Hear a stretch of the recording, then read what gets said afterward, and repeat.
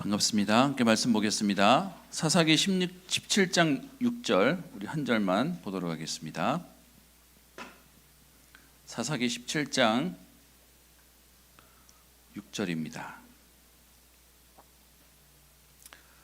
사사기에 어떤 면에서는 주제이기도 합니다. 좋은 표현은 아니지만 우리 6절 한 절 합독해서 읽습니다.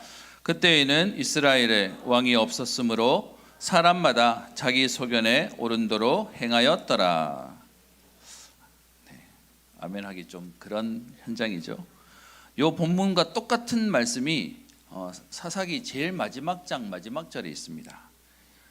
21장 25절 여기도 똑같이요. 그때 이스라엘에 왕이 없으므로 사람이 각기 자기의 소견에 옳은 대로 행하였더라. 사사 시대에 시대 상황을 말해주고 있습니다. 오늘 제목이 각기 자기 소견대로. 우리가 계속 듣는 말씀으로 얘기하면 창세기 3장입니다. 나 중심, 내 생각, 또 내 기준, 내 판단대로 살아가는 모습인데요. 사사기가 오늘 또 다음 주 지금 두 번 하면 사사기에 있는 내용은 끝이 납니다. 사사는 총 14명인데 사사기에는 12명이 있다고 얘기했고요. 지난주까지 삼손 12번째 사사까지 봤습니다. 17장부터 나오는 17장, 18장이 한 에피소드고요. 19장, 20장, 21장이 또 다른 하나의 에피소드입니다.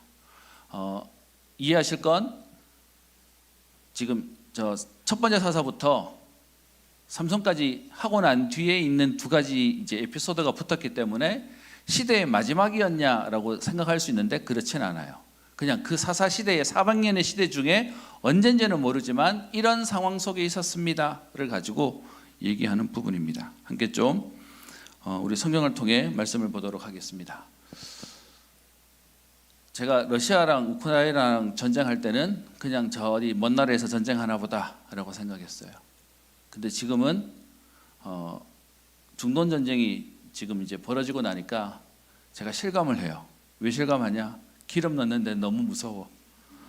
제가 죄송합니다. 사람이 나한테 다른 사람이 암으로 죽어간다? 내 밑에 있는 손톱 밑에 가시가 하나 박힌 게 더 아파요. 그게 사람인 것 같아요. 그래서 지금 현장을 놓고 기도할 수밖에 없는 상황이 되고 많은 불안함과 염려들 속에 있습니다.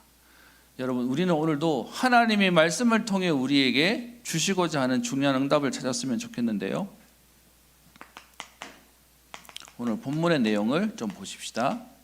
사실은 오늘 본문 내용이 좀 안 다루는 내용이기 때문에 설명을 좀 하도록 하겠습니다. 17장 1절에 보시면 에브라임 산지에 미가라고 하는 사람이 있었다라고 하면서 17장부터 18장에 있는 내용을 볼 겁니다. 오늘 세 가지 얘기를 할 건데요. 오늘 미가라고 하는 한 인물이 있어요. 이 사람이 있는데 17장 2절에 보면 그의 어머니에게 어머니가 가지고 있었던 은 1,100을 훔쳐요. 그랬더니 그 어머니가 이거 훔쳐간 사람 저주받아라 라고 막 저주했어요. 그 말을 들은 이 미가라는 사람이 마음이 찔렸어. 그래서 이거 돌려드려야 되겠다라고 해서 이걸 가지고 돌려주는 장면이 1절, 2절에 나와 있어요. 여러분 생각해 보세요. 자녀가 어머니 거를 훔쳐왔어요. 근데 갑자기 마음이 바뀌어서 돌려준다고 얘기하면 일단은 돌려줬기 때문에 잘한 거잖아요. 그렇지만 하나 더 해야 될 게 있어요. 뭘 해야 되죠? 잘못한 거에 대해서는 분명히 얘기를 해야죠. 그런데 오늘 이 어머니가 뭐 하냐? 17장 2절 뒷부분에 보세요. 소리 이거 너무 울려요. 조금만.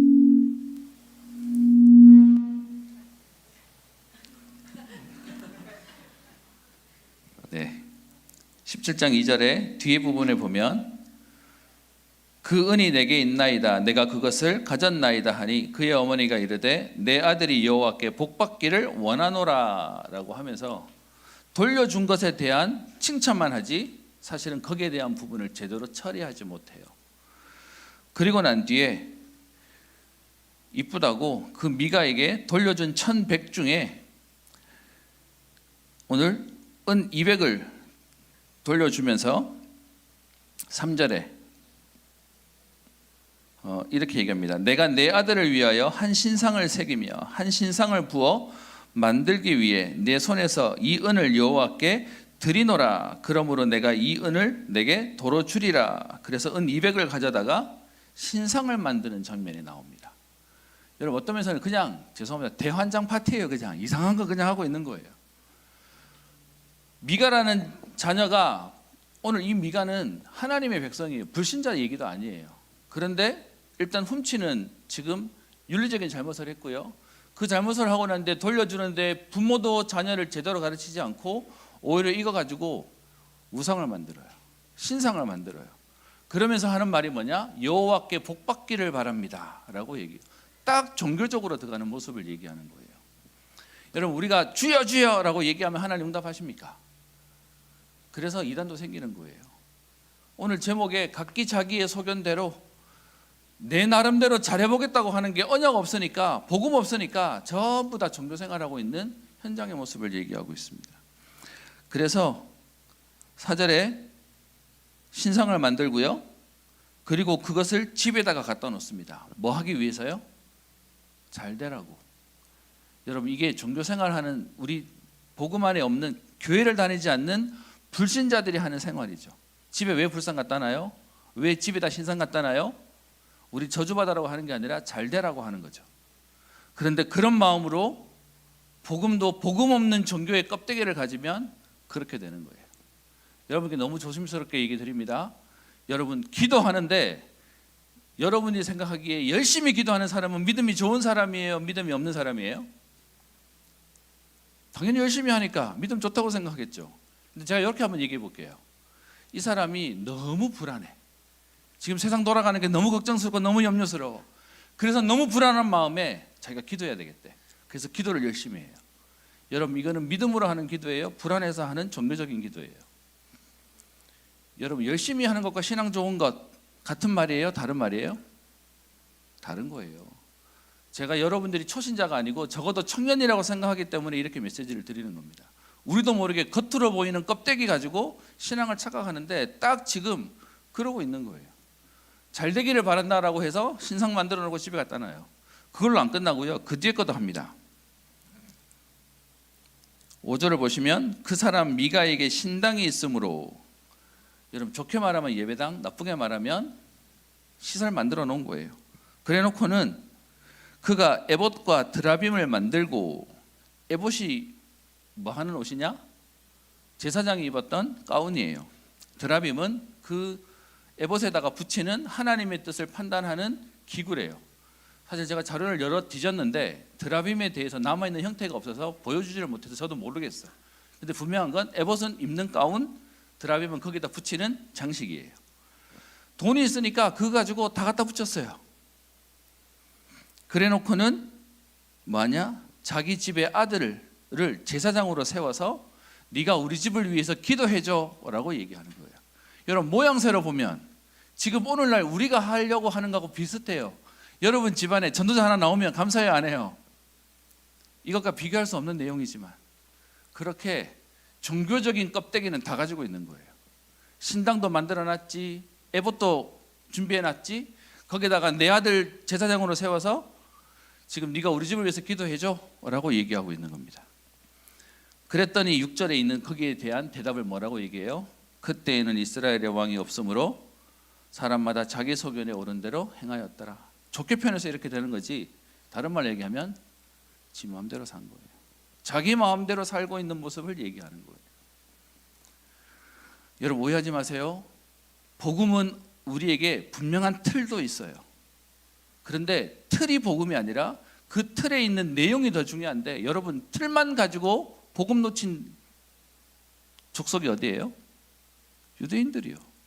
초대교회가 처음에 이 복음을 받았는데 정말 성교를 모르고 전도를 모르니까 나중에 어떻게 해요? 그냥 우리끼리 우리 전통이라고 얘기하면서 셋들을 놓쳐버리고 단민족들 놓쳐버리는 안타까운 일들이 생겨버렸어요. 좀 조심스럽게 얘기합니다. 여러분들이 전도한다고 하는 틀이 중요한 게 아니고요, 여러분들 속에 오늘 복음이 전달되어질 만큼 이유가 있고 가치가 있는 인생이 되어야 되는 거예요.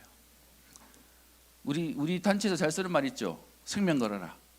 저는 여러분들에게 얘기할게요. 남들이 보면 우리 안에 생명 거라는 말만 들으면 뭘로 보이는지 아세요? 이상하게 보여요. 생명 거는 게 중요한 게 아니라 생명 걸 가치가 보여야 돼요. 막 생명 건다고 달리면 여기나 저기나 다 비슷하게 보이는 거예요.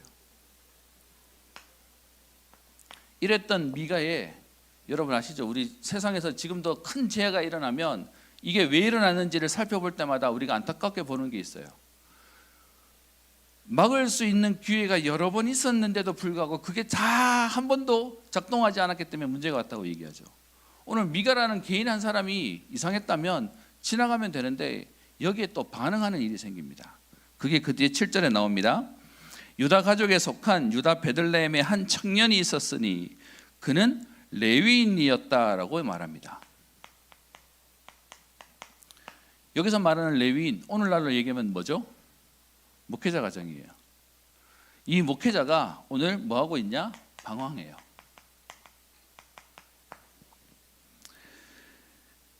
유다 베들레헴에 있는 청년으로서 레위인이 있었는데 6절 8절 그 사람이 거주할 곳을 찾고자 하여. 여러분 이 표현 자체가 틀렸어요. 하나님이 이스라엘 백성이 가나안 땅 들어가서 각 지파마다 다 땅을 줬는데 레위인에게만 땅을 줬어요, 안 줬어요? 안 줬어요. 그러면서 각 지역으로 들어가서 여러분들은 현장에서 기도만 하셔라. 그게 레위인들에게 주신 사명이었어요. 근데 이 레위인이 자기 땅이 없다고 그 현장에 가서 하나님이 내게 주신 땅이라고 오늘 유다 베들레헴이라고 얘기하잖아요. 그러면 거기서 세상 말로 말하면 뿌리 내리고 거기서 응답받아야 되는데 여기가 안 되니까 어디 갈 곳이 없을까라고 다니는 거예요. 그렇게 다니는데 오늘 8절 뒤에 나오죠. 그 성읍 유다 베들레헴을 떠나 가다가, 그래서 제가 방황이라는 단어를 썼어요. 다른 말 얘기하면 레위인도 사명을 놓쳤어요. 그렇게 해서 흘러서 어디로 가게 되냐? 여러분 아시죠? 끼리끼리 만나요. 그래서 어디로 갑니까? 에브라임 산지로 가서 누구를 만나요? 미가를 만나요. 지금 복음 놓치고 있는 미가와 복음 없는 레위인이 딱 만나게 되네요. 그랬더니 뭘 제안합니까? 9절 미가가 그에게 묻되 너는 어디서부터 오느냐? 그가 이르되 나는 유다 베들레헴의 레위인으로서 거류할 것을 찾습니다. 그랬더니 미가가 10절에 제안합니다. 그에게 이르되 네가 나와 함께 거주하며 나를 위하여 아버지와 우리의 제사장이 되어줘라. 그러면 내가 해마다 은 10벌과 의복 1벌과 먹을 것을 주겠다라고 얘기합니다. 본인 입장에서는 종교적인 틀을 가지면 집에 신당도 있지, 에봇도 있지. 사실은 자격 없는, 왜냐하면 여러분 제사장은 그 당시 아무나 될 수 없었잖아요. 레위인이 돼야 되는데 레위인이 아니지만 이렇게 하면 복 받을까라고 생각해서 다 만들어놨는데 아들을 세워놨다가 지금 진짜 레위인이 왔네? 그러니까 이 사람 생각에는 뭐라고 생각할까요? 응답이 왔네. 그러니까 네가 우리 집에 제사장이 되어줘 라고 얘기하고 내가 그래서 너에게 소위 말하면 생활비를 댈게 라고 얘기하는 겁니다. 그래서 둘이 어떻게 해요? 짝짝꿍이 맞은 거예요. 그래서 얼만큼 잘해주냐? 11절 그 레위인이 그 사람과 함께 거주하기를 뭐 했다고요? 만족하게 생각했고, 그리고 미가가 그 레위인을 거룩하게 구별하며 그 청년이 미가의 제사장이 되어 그 집에 있었더라. 여러분 이거 자체가 응답 아니에요.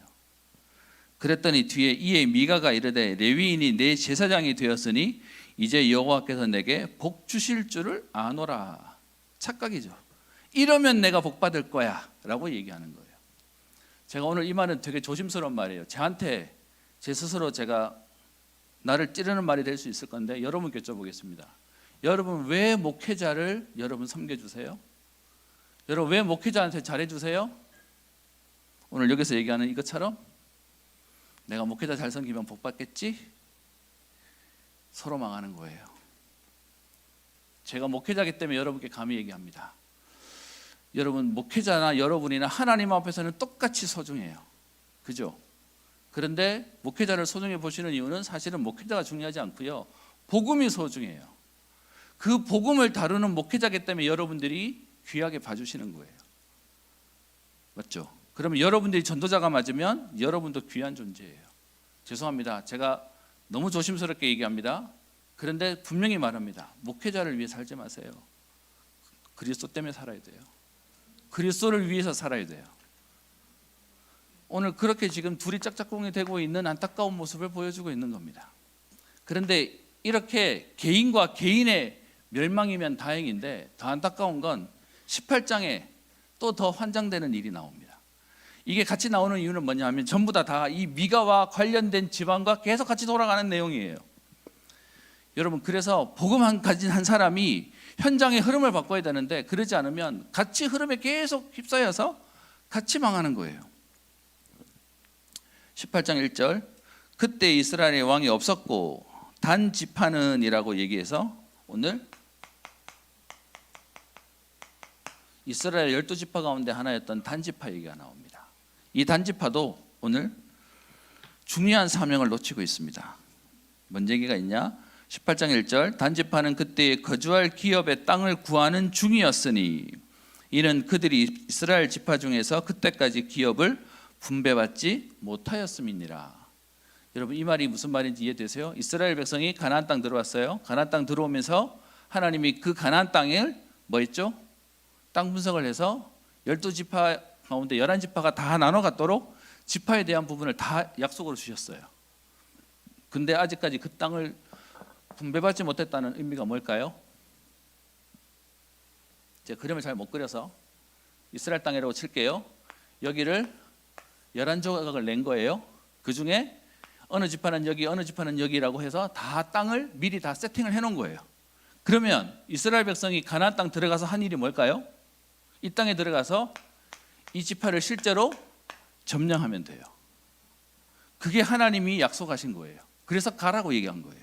근데 문제는 뭐냐? 단지파는 들어가서 이 땅에 들어갔는데 들어가 봤더니 이 땅에 누가 있었어요? 빈 땅이 아니고 가나안 족속이 남아 있었어요.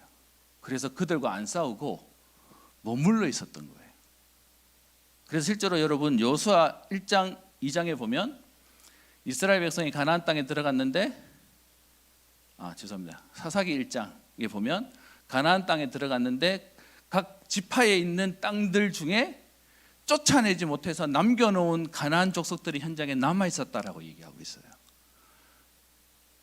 그래서 예를 들면 이 땅을 아무개 지파가 점령해야 되는데 가서 요만큼만 점령하고 여기 남아 있는 땅에 누가 남아 있냐?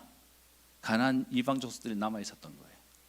그렇게 해서 시간이 지났는데 나중에는 이 남아 있는 세력이 힘이 더 세져서 이스라엘을 어렵게 만드는 상황인데 그 가운데 단지파가 여러분 이스라엘 백성이 가나안 땅 들어가서 여호수아가 사는 날 동안 그리고 그 이후에 사사기가 진행되어지는 기간이 400년의 기간이라고 얘기하는데 그때까지도 단지파가 현장을 정복해야 되는 사명을 못하고 있었던 거예요. 그래서 약속하신 그 땅을 못 가니까 어떻게 할까요? 다른데 어디로 가야 되지라고 찾고 있는 거예요. 그 내용이 오늘 18장 1절에 있는 겁니다. 하나님 자녀가 하나님 주신 언약과 사명을 놓치면 뭘 고민해야 되냐? 나 어떻게 살아야 되지? 뭐 먹고 살아야 되지? 그러면서 여러분들이 열심히 사는 게 아니고 죄송하지만 하나님 주신 응답 다 놓치고 내가 살아야 된다고 하는 다른 것을 찾게 되는 게 그게 인간의 본능이에요. 여러분 이렇게 잘못 말하면 그러면 예수 믿는 사람 열심히 안 살아야 됩니까? 아니요. 하나님이 약속하신 땅을 내게 주신 게 맞기 때문에 우리는 믿음을 가지고 그 땅에 열심으로 가는 거예요. 우리는 열심으로 막 가가지고 뭐든지 해서 열심으로 한다. 그게 아니라 하나님의 약속이 있는 거기에 우리는 생을 거는 거예요. 그런데 그 땅을 분배받지 못하니까 2절 단 자손이 소라와 에스다올에서부터 그들의 가족들 가운데 용맹스러운 5명을 데리고 자기들의 땅을 찾으려고 정탐하러 사람을 보냅니다. 그렇게 보내는 사람이 5명이 찾으러 오는 중에 어디를 오게 되냐? 미가의 집에 오게 됩니다. 그렇게 미가의 집에 왔는데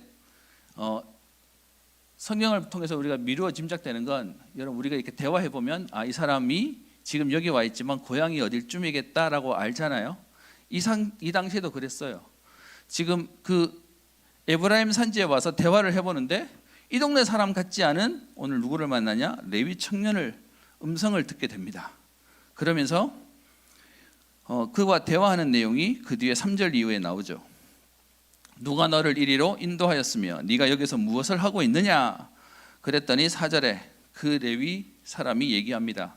미가가 이러이러하게 나를 대접하였고 나를 고용하였고 나를 자기의 제사장으로 삼았습니다 라고 얘기하니까 제사장이라는 말을 듣고는 이 단지파에서 보낸 5명의 정탐꾼이, 여러분 아시죠? 어디 가서 목사님이라 그러면 여러분 일단 뭐 부탁해요?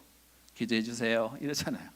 그래서 우리가 가는 길을 축복해 달라, 우리 어떻게 되겠냐라는 얘기가 뒤에 나와서, 그래서 또 그런 얘기 들었다는 얘기가 나와요. 그래 놓고는 7절에 이 5명이 결국은 땅 찾으러 왔잖아요. 자기들의 족속들이 거주할, 지파들이 거주할 땅을 찾는데 어디를 찾냐? 라이스라고 하는 땅을 봅니다. 사실은 하나님 주신 약속한 땅 말고요, 어디 딴 데 빈 땅을 보는데 저 땅은 좋겠네 라고 생각이 들어서 그 땅에 대한 내용이 7절부터 뒤에 8절까지 이 상황을 보고는 야, 이 땅에 우리 이제 민족이 살겠다라고 얘기해서 돌아가서 자기들에 있는 단지파에게 얘기해요. 좋은 땅 찾았으니까 그 땅을 점령하러 갑시다. 그래서 이번에는 어떻게 하냐? 600명을 데리고 전쟁하러 올라옵니다. 전쟁하러 올라오는데 올라오던 중에 우리 아까 전에 누구를 만났어요? 미가를 만났잖아요. 보니까 미가의 집이 돈이 좀 있었나 봐요. 그 5명이 얘기합니다. 이 미가의 집에 좋은 게 많아. 그러니까 이 사람들이요, 지금 그 라이스라고 하는 땅을 점령하러 가는 중에 600명이 얘기하는 거예요. 여기 가면 좋은 게 많으니까 저기 가서 훔쳐서 가자. 그래가지고 가서 여기서 만들어 놓은, 금으로 만들어 놓고 뭐 이렇게 좋은 것들 다 뜯어서 이렇게 훔쳐서 가는 거예요. 훔쳐서 가는데 이 상황을 누가 봤어요? 제사장이 봤어요. 그거 왜 들고 가냐라고 얘기해요. 근데 더 웃긴 거, 이들이 제안해요. 네가 지금 이 집안의 제사장이 될래? 우리 지파의 제사장이 될래? 그랬더니 레위인이 듣고는 그럼 나는 너 따라갈래 해가지고 따라간다는 내용으로 지금 18장 내용이 되어 있어요. 전혀 안 되죠. 대환장 파티죠. 저는 여러분들에게 성경에 대한 부분을 조금 지금 보고 있으면서, 여러분 기억하세요. 성경은요, 사람이 쓴 거라면 안 좋은 얘기는 다 뺐을 거예요. 근데 성경에 좋은 얘기 안 좋은 얘기 다 있어요. 심지어 다음 주에 볼 에피소드는요, 토막 살인 사건 얘기가 나와요. 이거 벌써 인상 쓰시는 분 계시네. 그래서 고민해요. 제가 이번 주 기도해보고 다음 주 안 건드려야 되나 생각도 있어요. 뭔 얘기를 하고 싶으냐? 여러분, 성경은 하나님의 말씀이라 가감없이 다 썼어요. 그래서 거기에 좋은 내용은 좋은 대로, 안 좋은 대로 우리에게 오늘 중요한 교훈을 얘기하고 있는 거예요. 여러분 보시기 지금 이 상황을 보는데, 여러분 죄송합니다, 옛날 얘기로 보이세요? 오늘도 비슷하지 않나요? 그래서 우리가 어떻게 이 부분을 적용할 것인지 한번 보셨으면 좋겠습니다.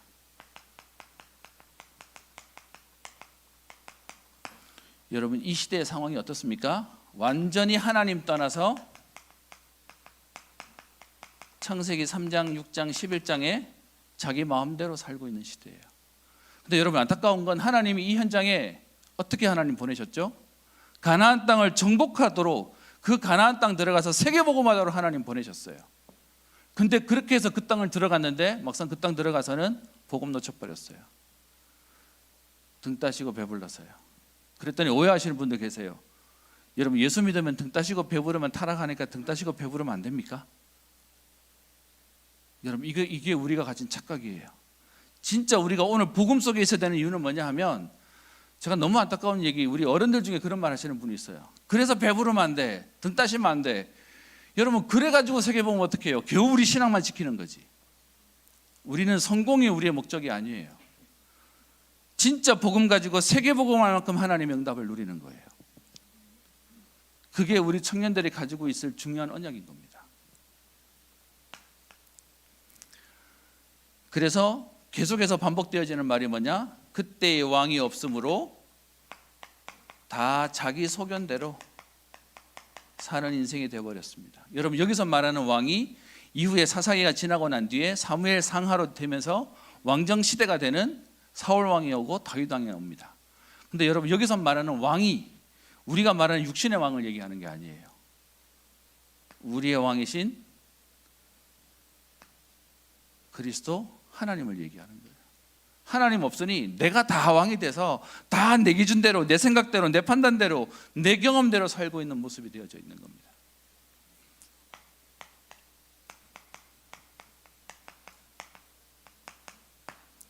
옛날 성경을 볼 때 옛날 얘기로 볼 게 아니고요. 오늘 우리가 그럼 어떻게 봐야 되냐에 대한 부분입니다. 여러분 지금 시대도요. 복음을 말하고 있지만 복음의 능력이 없는 시대가 되어버렸습니다. 제가 제일 안타까운 거 기도하면 되냐, 기도만 하면 되냐라고 얘기하고요. 교회 간다고 다 되냐라고 얘기하는 사람도 있습니다. 물론 종교적인 틀만 가지고는 안 되는 거 맞는데요. 여러분 진짜 하나님이 하시면 되는 겁니다. 복음은 완전한 겁니다. 이 상황 가운데 우리는 진짜 봐야 됩니다. 지금 강대국은 우리 매번 메시지만 듣고 있던 전쟁 중에 있습니다. 저보다 더 공부 많이 하신 분들도 계실 텐데 제가 너무 안타까웠어요. 여러분 세계 4대 열강이라 그러면 어디예요? 미국, 그리고 중국, 러시아, 일본. 여러분 이 나라 가운데 지금 미국까지 전쟁 중에 들어가 버렸어요.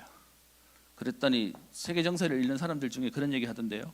중국도 가뜩이나 대만 지금 저 전쟁하고 싶어서 기다리고 있었는데 다 하네? 하면서 하지 않을까라고 걱정하는 분위기도 있어요. 전부 다 이 흐름 속에 있어요. 여러분 제가 이거 너무 강조하면 불안할 수도 있습니다. 근데 오늘 여러분들에게 얘기하고 싶은 건 이 상황 가운데 우리가 진짜로 봐야 될 게 있어요. 상황만 보면 우리는 또 뭐하냐? 이거 어떻게 되지? 내가 지혜롭게 살아야 될 것처럼, 내가 뭔가를 열심히 해야 될 것처럼 생각합니다. 여러분 이런 상황 가운데 우리에게 있는 진짜 믿음이 있어야 됩니다. 그게 뭐냐? 세 번째, 성경의 약속입니다. 시대 상황이 어렵고 오늘날의 상황이 어려운데 여러분 우리는 상황 보는 게 아니라 우리는 하나님 말씀 보는 겁니다. 언약을 우리는 하나님 말씀으로 붙잡는 겁니다.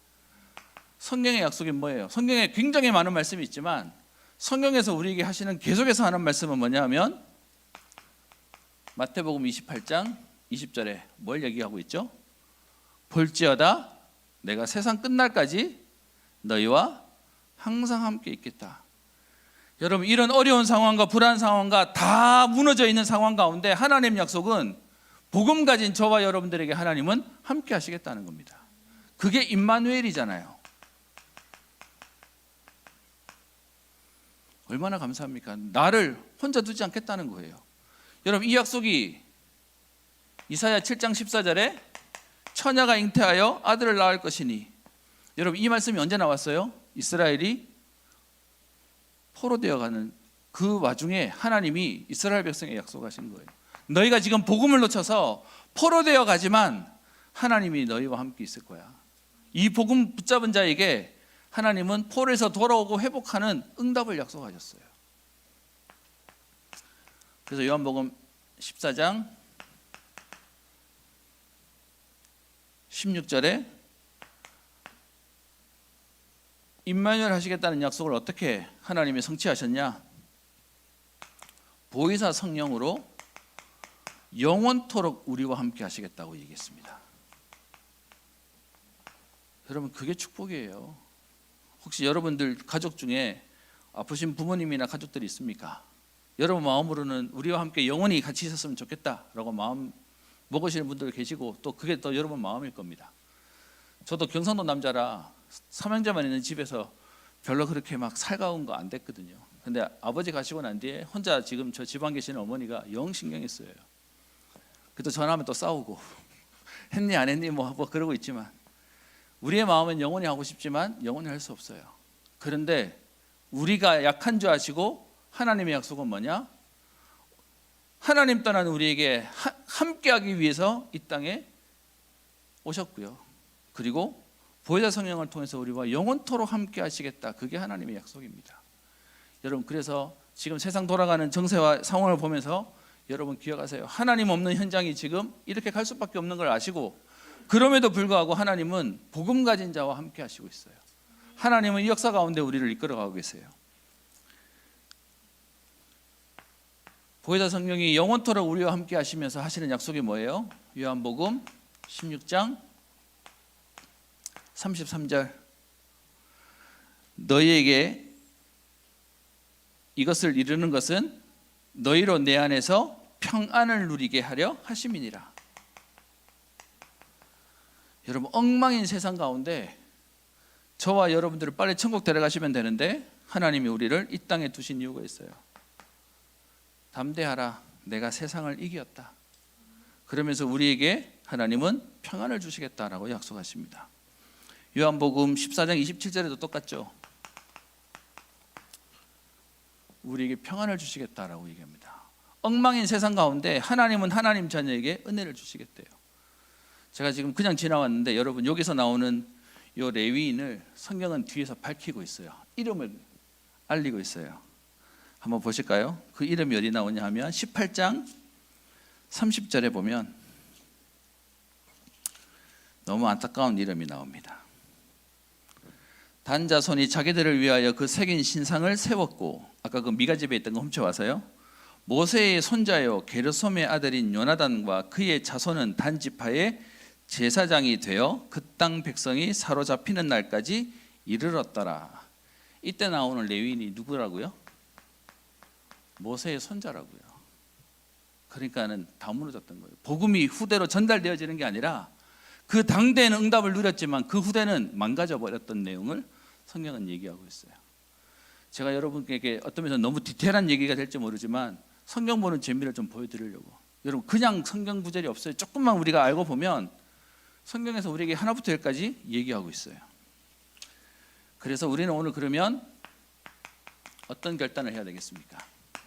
하나님은 우리와 함께 하신다는데, 그러면 하나님 함께 하시니까 우리는 손가락 빨고 있으면 될까요? 그 말이 아니잖아요.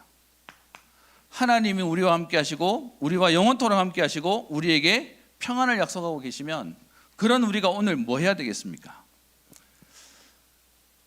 여러분, 다윗이 우리가 알고 있는 최고의 왕이잖아요. 그런데 그 다윗이 날마다 고백할 때 자기가 왕의 자리에 있으면서도 자기가 왕이라고 말하지 않고 누구를 왕이라고 불러요?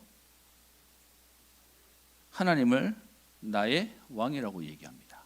성경 구절 가운데 그런 표현이 있을까요, 없을까요? 있어요. 시편 145편 1절에 보면 이렇게 되어 있습니다. 왕이신 나의 하나님이여, 내가 주를 높이고 영원히 주의 이름을 송축하리이다.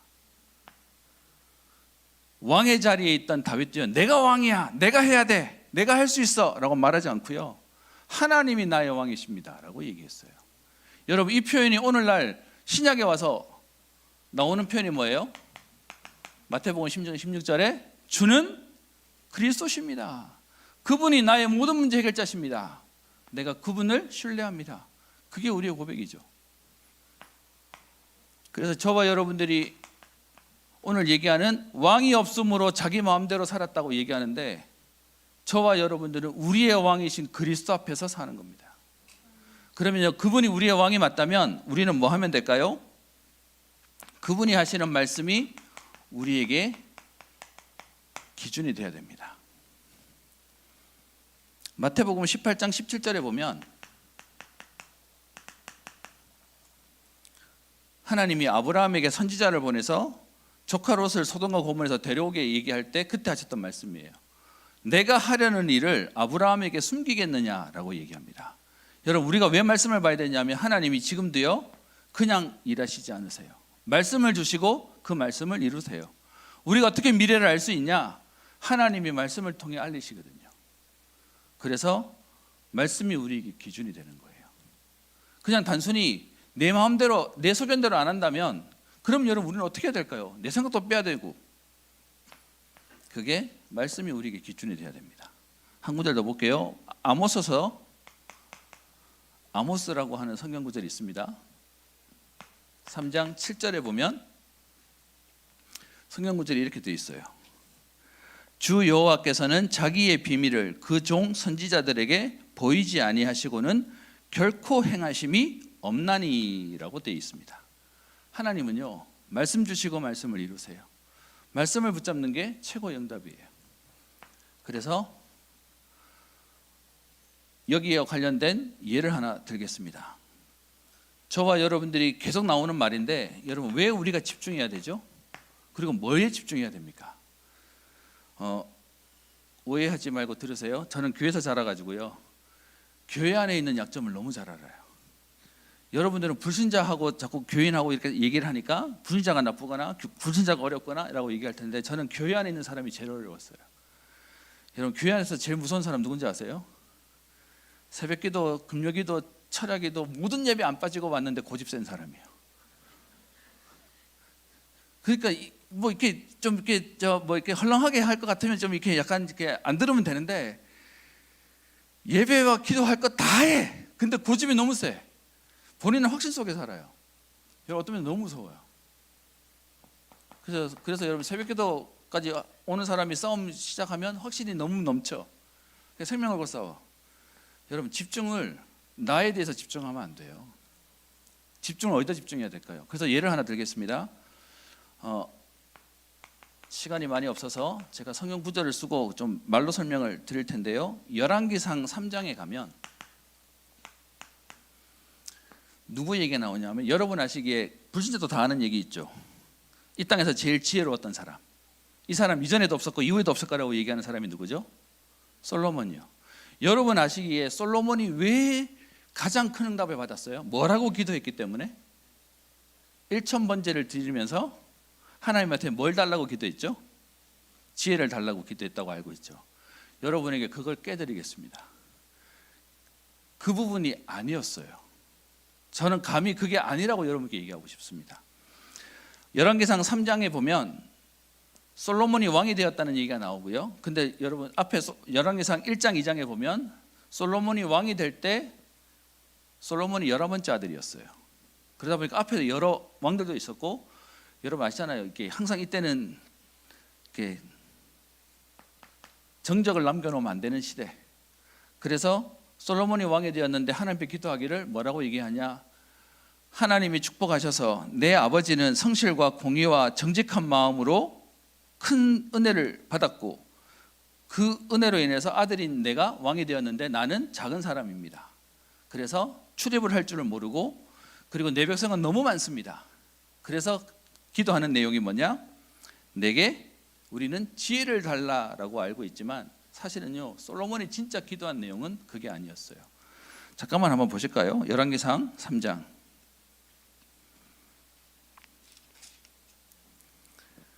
열왕기상 3장 오늘 8절 뒤로 보시면, 주께서 열왕기상 3장 8절에 주께서 택하신 백성 가운데 있나이다. 그들은 큰 백성이라 수요가 많아서 셀 수도 없고 기록할 수도 없사오니 누가 주의 이 많은 백성을 재판할 수 있사오리까.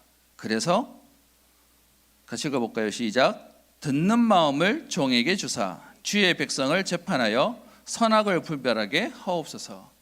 여러분, 지혜 달라는 말은 오늘 여기는 없어요. 뭐라고 얘기하냐? 내가 이 백성들을 잘 지도할 수 있도록 하나님 내게 듣는 마음을 주세요 라고 얘기합니다. 무슨 말일까요? 내가 내 뜻대로 뭔가를 판단하고 결정하겠다가 아니라 내가 하나님 말씀 듣고 하나님 인도 받겠습니다. 그러면서 얘기한 게, 그래서 듣는 마음을 주시고, 여기서 막 듣는 마음은 하나님의 음성을 듣는 것도 있고, 재판해야 되니까 사람들의 마음을 듣는 마음도 있고, 그것 때문에 그 뒤에 주의 백성을 재판하여 선악을 분별하게 하옵소서. 그랬더니 여러분 10절에 솔로몬이 이것을 구하매 그 말씀이 주의 마음에 든지라. 그래서 하나님이 11절에 하나님이 그에게 이르시되 네가 이것을 구하는도다. 자기를 위하여 장수하기를 구하지도 아니하고 부도 구하지도 아니하며 자기 원수의 생명을 멸하기도 구하지 아니하고 오직 송사를 듣고 분별하는 지혜를 구했으니 라고 되어 있습니다. 제가 그래서 여러분 성경을 조금 찾아서 보라고 되어 있어요. 진짜로 여러분, 솔로몬이 뭘 구한 거예요? 하나님, 나 지혜로 내가 알아서 잘할 수 있게 해주세요가 아니고, 하나님 내가 잘 들을 수 있게 해주세요. 그게 기도였어요. 그랬더니 그 솔로몬이, 여러분 아시죠? 하나님이 뭘 주셨다고 되어 있어요? 그 뒤에 나옵니다. 12절, 내게 지혜롭고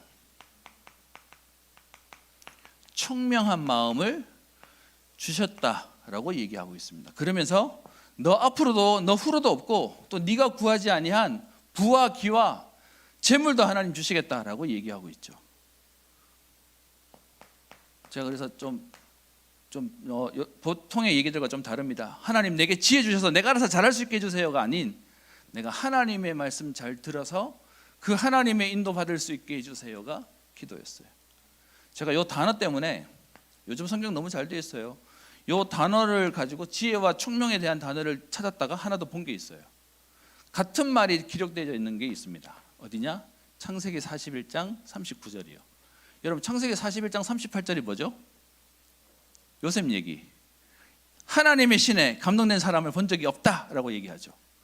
그러고 난 뒤에 그가 가지고 있는 성경에서는 한글 성경에는 조금 단어가 바뀌어요. 뭐로 바뀌냐 하면 명철과 지혜가 있었다고 되어 있습니다. 여기는 지혜와 총명이고 거기는 명철과 지혜인데 원어는 똑같은 단어였더라고요. 그러면 여러분 보세요. 우리가 아는 요셉도 꿈 해몽을 잘했어요. 근데 그게 요셉이 꿈 듣고 딱 맞춘 건가요? 하나님이 듣게 하시고 깨닫게 하시고 전달한 거죠. 그러면 지금 하나님 우리에게 요구하시는 게 뭘까요? 그래서 오늘 제가 제목에 하나님이 우리의 왕이시면 그분의 말씀을 따라가는 겁니다. 그러지 않으면 또 내가 해요.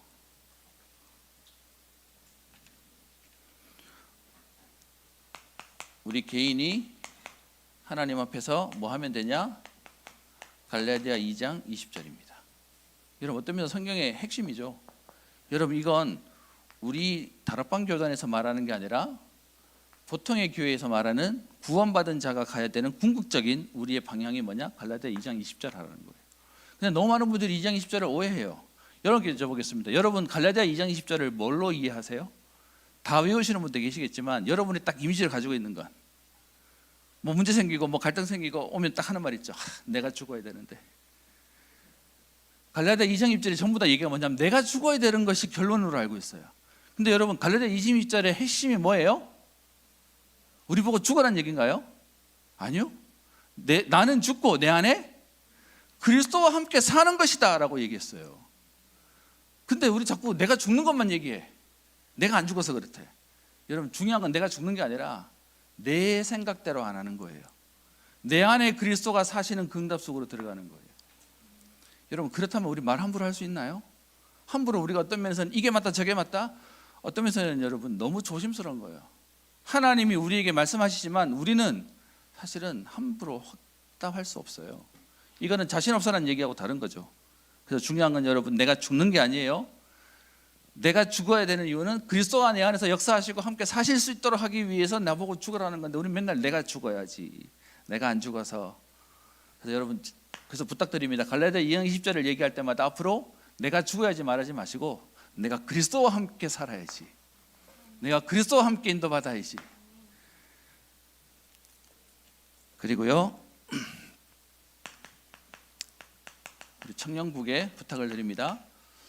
이따가 오늘 예배 끝나고 나면 우리 너무 바쁘신 장로님, 장로회 회장님이 오셨어요. 여러분과 뭔가 얘기를 하려고. 여러분들 교회를 하면서 조금 조심스러워야 할 게 있습니다. 그게 뭐냐 하면 여러분 집에서도 갈등에 오는 대부분의 일이 뭐냐 하면 소통의 문제예요. 제가 좀 편하게 얘기해야 되겠다. 우리 보라 씨가 앞에 있는데 보라 씨가 뭔 행동을 했어요. 근데 그 행동이 제 마음이 불편해. 그래서 제가 얘기하는 거예요. 보라 씨 그거 그렇게 하지 말았으면 좋겠어요 라고 얘기해요. 여러분 지금 이 얘기를 하는 건 보라 씨의 그 행동에 대한 얘기라고 우리는 보통 생각하잖아요. 근데 바꿔서 얘기할게요. 제가 보라 씨가 마음에 들면 그 행동을 해도 넘어가요. 뭐 그럴 수 있지. 근데 그 행동을 꼬집었어. 근데 사실은 그 행동의 문제가 아니고 마음에 안 들어. 근데 마음에 안 드는 거 아니에요? 오해하지 마시고. 네. 근데 마음에 안 드는데 저 하는 행동이 딱 눈에 거슬리니까 그 행동 가지고 이 사람에게 뭐라 하는 거예요. 여러분 우리가 대부분 교회를 하면서 뭐에서 약점이 생기냐 하면 집안에도 마찬가지인데 소통에 딱 부재가 생기면 갈등이 오는 거예요. 그래서 여러분들에게 조금 부탁을 드리는 건 청년국 안에 여러분 벌써 우리가 이렇게 한 100명이에요 지금. 제가 300용사를 기도하고 있지만 어쨌든 지금 현재는 100명인데 우리 안에 저를 비롯해서 교역자가 있고요. 그리고 우리 안에 국장님이 계시고요. 그 다음에 우리 회장님이 있고 뭐가 이렇게 많냐라고 얘기하는데, 여러분 이건 뭐 순서대로가 아니라 여러분이 편하신 대로 누구랑이라도 소통하시면 돼요. 해서 우리가 중요한 하나님의 응답을 받아가야 되는데, 여러분 소통에 대한 부분, 왜 소통에 얘기하냐면 이렇게 안 하면 다 자기 마음대로 해요. 나는 이렇게 해서 이렇게 했는데 옆에 딴 사람이 와서는 왜 그걸 그렇게 했니, 이렇게 해야지 라고 얘기하다 보면 이제 에브리바디 엉망되는 거예요. 그래서 여러분께 조금 있다면, 교회 생활을 하면, 여러분 교회 생활이 아니어도 단체 생활을 하려면 소통은 조금 필요해요. 그래서 여러분들에게 감히 얘기합니다. 사단은 지금 와서 복음 가진 우리 교회를 시끄럽게 하는 이유는 하나예요. 복음 아니어서가 아니고 소통의 부재 가지고 자꾸 갈등해요. 그러니까 주로 여기 안 되면 따지는 게 뭐죠? 절차. 얘기했어? 이렇게 했어? 누가 나한테 말해봤어? 라고 하면서 계속 오는 거예요. 근데 우리 젊은 사람들이 이건 너무 싫어할 거예요. 그죠? 근데 여러분이 앞으로 교회 중직자가 될 거라면 이 부분이 너무 중요해요. 그래서 지금부터 이 응답을 함께 좀 받아갔으면 합니다. 그래서 제가 좀 부탁을 드렸어요. 우리 회장님한테. 제가 여러분들 이렇게 설교하고 여러분 눈 보고 가서 말 걸어야지 생각하고 하다가 내려가면 여러분 이미 가고 없어. 그래가지고 제가 부탁하기를, 여러분들 모임하는 데에 저를 로테이션을 좀 넣어달라. 가서 여러분 좀 만나고 좀 알고 싶다 라고 얘기를 했어요. 그러려니까 우리 안에 없는 것 중에 하나가 기수장이 없는 데가 너무 많아요. 누군가의 대표로 소통해서 좀 하고 싶은데 그게 안 돼요. 우리 또 지역에도 지역에 모임이 있는데 지역에도 장이 없는 데가 있어요. 그래서 이 부분들을 저희가 세워서 가려고 합니다. 사실 조직이 많아지면 번거로워지는 약점도 있지만 전체를 좀 이끌어가는 부분에 있어서 조직들을 좀 만들어 가려고 생각하고 있습니다. 이유는 하나예요. 내 마음대로 하지 않고 하나님도 받아가려고요.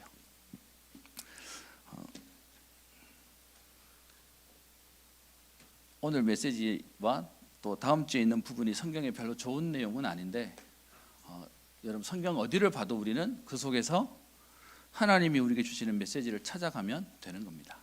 욕할 이유가 아니고요. 그럼에도 불구하고 복음은 전달되어졌어요. 여러분 우리는 우리의 왕이 되신 그리스도 앞에 우리가 집중하고 기도하고 그 속에 음성을 들으며 함께 인도받는 전도자의 걸음 되시기를 주의 이름으로 축복합니다. 기도하겠습니다. 하나님께 감사를 드립니다. 오늘 말씀을 통하여 우리의 왕이 되신 그리스도 앞에 하나님 우리에게 듣는 마음을 허락하여 주옵시며, 말씀 따라 우리와 함께 하시며 우리와 영원토록 함께 하시며 우리에게 평안을 주시고 우리를 구하처럼 버려두지 않겠다고 약속하신 그 말씀 따라 하나님의 은혜와 응답을 누리게 하시며, 하나님 복음 없이 자기 소견대로 사는 현장 가운데 예수가 그리스도 되시는 복음의 비밀을 전달하는 전도자의 걸음 되게 하옵소서. 하나님 이 응답 때문에 현장에 흑암이 무너지게 하시고 제자들이 일어나게 하시며, 하나님 현장을 살릴 만한 오래게 축복이 회복되어지는 축복의 인생 되게 하옵소서. 감사드리며 살아계신 우리 주 예수 그리스도의 이름으로 기도합니다. 아멘. 하나님께 감사를 드립니다. 우리에게 복음을 주시고 창세기 3장에 내 마음대로 내 뜻대로 내 계획대로 살던 우리에게 하나님의 말씀 주셔서 이제는 내 계획이 아닌 하나님의 뜻을 찾아 응답 속으로 달려가게 하시니 감사합니다. 세계복음화 또 금토일 시대 새들의 응답을 누리는 주역으로 서게 하옵소서. 이 응답을 누리는 언약 붙잡고 기도하는 이들에게 하나님께서 성령 충만과 오력을 더하여 주셔서 마음껏 이 일에 쓰임받게 하여 주옵시며, 오늘도 기도하며 감사한 마음으로 예물 드렸습니다. 하나님 기쁘게 받으시며, 특별히 하나님 교회가 건축 중에 있습니다. 하나님 교회 성전을 사랑하며 기도하는 우리 청년들이 일어나게 하시고, 또 하나님 물질 때문에 어려움이 없도록 하나님께서 준비해 놓으신 계획들 따라 잘 인도받아 갈 수 있도록 축복하여 주옵소서. 지금은 모든 문제 해결자 되신 우리 주 예수 그리스도의 은혜와 하나님의 사랑과 성령님의 내주 인도 역사 교통 충만케 하심이 우리의 참된 왕이 되신 그리스도 앞에 말씀 따라 하나님의 음성을 들으며 성령의 인도와 역사와 열매 맺는 축복 속으로 들어가기를 소원하는 사랑하는 모든 청년들 위해, 이 자리에 함께한 모든 하나님의 사람들 위해 이제와 영원토록 항상 함께 있을지어다.